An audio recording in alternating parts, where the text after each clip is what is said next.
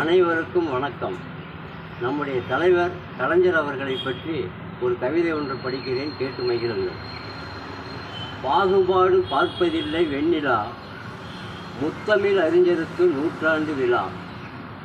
முக்கணியில் சுவையுள்ளது மா பலா, இவர் உள்ளத்திலே வருகின்றார் தினம் உலா. கலைஞர் பெயரிலே நாணயம், இவர் காலமெல்லாம் நாம் வணங்கும் ஆலயம்.